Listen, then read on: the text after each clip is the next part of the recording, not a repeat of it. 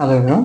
আম ইউকেতে কি post study work visa বাতিল করে দিচ্ছে কিনা বা কয়েকদিন ধরে শোনা যাচ্ছে যে ইউকে আসলে পিএসডব্লিউ যেটা মানে ডিগ্রি কমপ্লিট করার পরে যে ২ বছরের ওয়ার্ক পারমিট ভিসা দেওয়া হয়, ওই ভিসাটাকে উঠিয়ে নিবে কিনা ওই বিষয় নিয়ে আসলে অনেক জল্পনা-কল্পনা শোনা গিয়েছে। বাট আসলে হোম অফিস এই বিষয়ে আসলে ম্যাককে মাইগ্রেশন অ্যাডভাইজরি কমিটিকে আ নির্দেশ দিয়েছে যে এটা তদন্ত করে দেখার জন্য এবং একটা রিপোর্ট জমা দেওয়ার জন্য প্রপারলি আ এভিডেন্স সহ।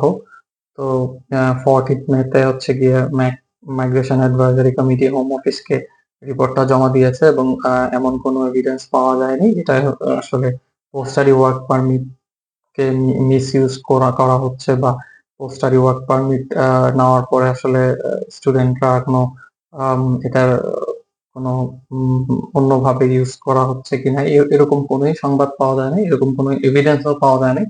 সো 14 মেতে as per the Migration Advisory Committee's decision, UK post study work permit ভিসাটা কন্টিনিউ থাকবে।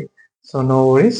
যারা চিন্তা করতেছেন যে আসলে ইউকেতে পড়াশোনা করার পরে পোস্ট স্টাডি ওয়ার্ক পারমিট ভিসাটা কি পাবো কিনা ২ বছরে, তাদের জন্য আসলে এটা খুবই একটা ভেরি গুড নিউজ যে এখন আপনারা ২ বছর পড়াশোনা করার পরে আ বা ১ বছরের মাস্টার্স করার পরে হচ্ছে গিয়ে ১ বছরের মাস্টার্স অথবা ৩ বছরের আম ব্যাচেলর অথবা অনার্স করার পরে আপনারা পোস্ট স্টাডি ওয়ার্ক পারমিট ভিসাটা কিন্তু পাচ্ছেন।